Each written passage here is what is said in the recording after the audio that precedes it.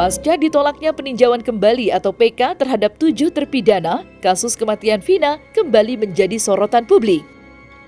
Kasus yang penuh kontroversi ini menarik perhatian luas, tak terkecuali dari tokoh-tokoh penting di Indonesia. Salah satunya adalah Hashim Joyo Hadikusumo, adik dari Presiden RI Prabowo Subianto, yang menunjukkan kepeduliannya terhadap nasib 7 terpidana, khususnya Sudirman yang dilaporkan sedang jatuh sakit. Melalui Wakil Menteri Koordinator Bidang Hukum, Hak Asasi Manusia, Imigrasi, dan Permasyarakatan, Otto Hasibuan, Hasim menyampaikan pesan tegasnya.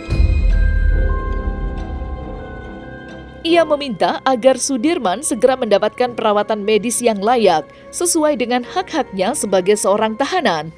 Lantas, langkah seperti apa yang akan diambil oleh Otto Hasibuan setelah Hashim Joyo Hadikusumo memberikan atensinya terhadap terpidana Sudirman?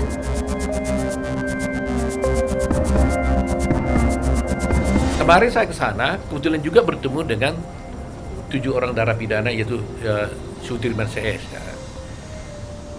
Nah, saya juga sampaikan kepada mereka, walaupun waktu saya diangkat menjadi Wamenko, saya sudah tulis surat pengunduran diri saya sebagai advokat dari mereka. Kemarin saya ke sana khusus menyatakan permohonan maaf saya. Saya sedih terus terang aja, merasa mohon maaf. Karena mereka kan mungkin belum memahami betul kenapa saya harus tidak menangani dia lagi. Walaupun bersurat saya sudah sampaikan. Saya katakan bahwa bukan saya yang tidak mau lagi menangani mereka. Tapi kewajiban saya sebagai pejabat negara tidak boleh lagi berpraktek sebagai advokat sehingga saya mundur. Sama halnya dengan Jessica. Ya, Jessica Wongso juga pada waktu saya diangkat jadi pejabat negara, dia persis mengajukan PK.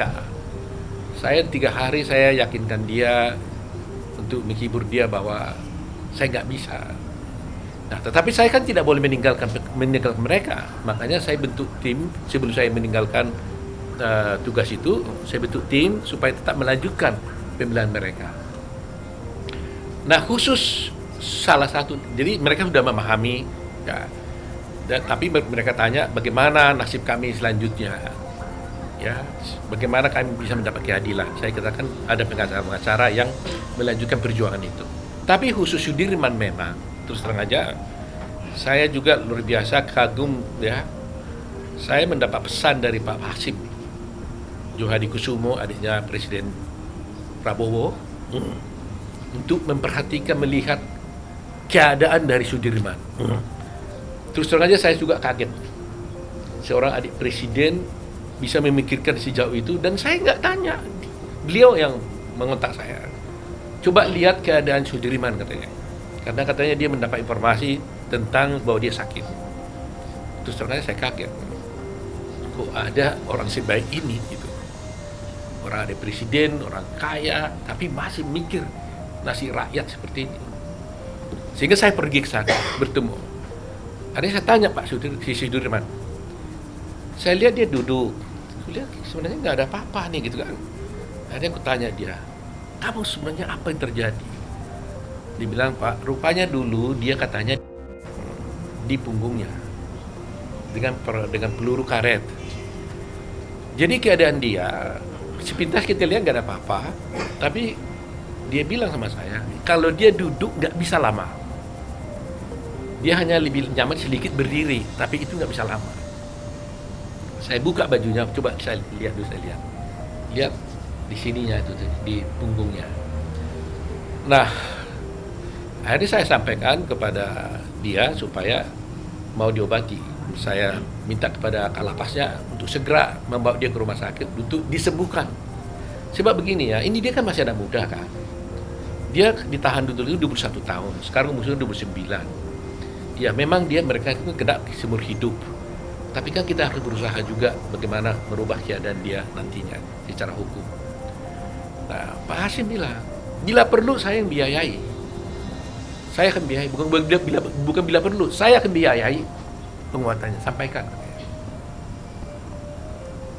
Ya, saya terus terang aja sedih juga ya, bukan sedih ya, terharu lihat Pak Hashim ya.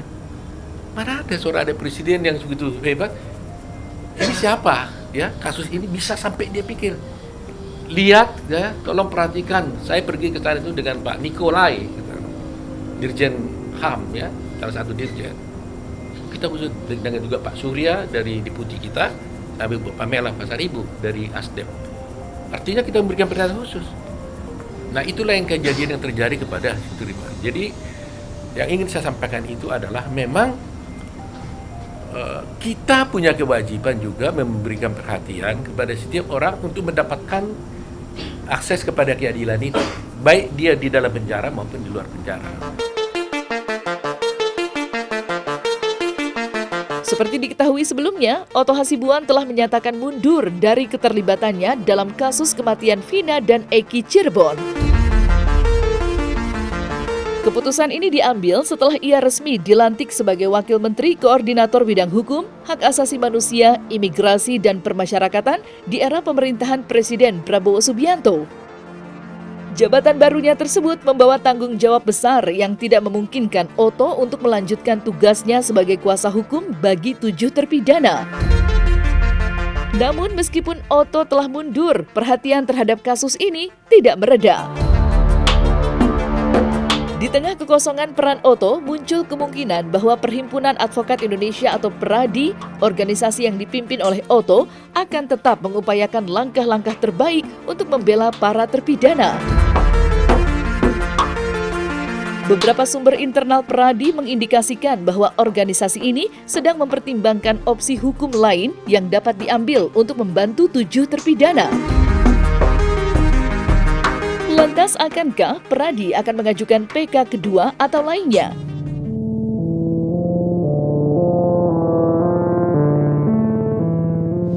Kami akan ambil langkah-langkah hukum dalam waktu dekat. Yang paling penting, Mbak Dia, adalah di dalam waktu ketika kunjungan di lapas, kami mendapatkan informasi bahwa mereka ini sudah 2 kali diajukan oleh Pak Kalapas ya, bukan oleh para 7 terpidana, oleh Pak Kalapas untuk mendapatkan namanya remisi perubahan.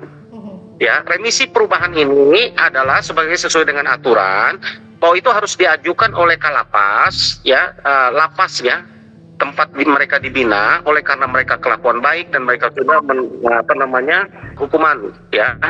Lalu saya mendengar ini sudah 2 tahun mereka ajukan berturut-turut, jadi artinya sudah 2 kali mereka diajukan untuk remisi perubahan menjadi hukuman waktu tertentu. Ini belum pernah direspon.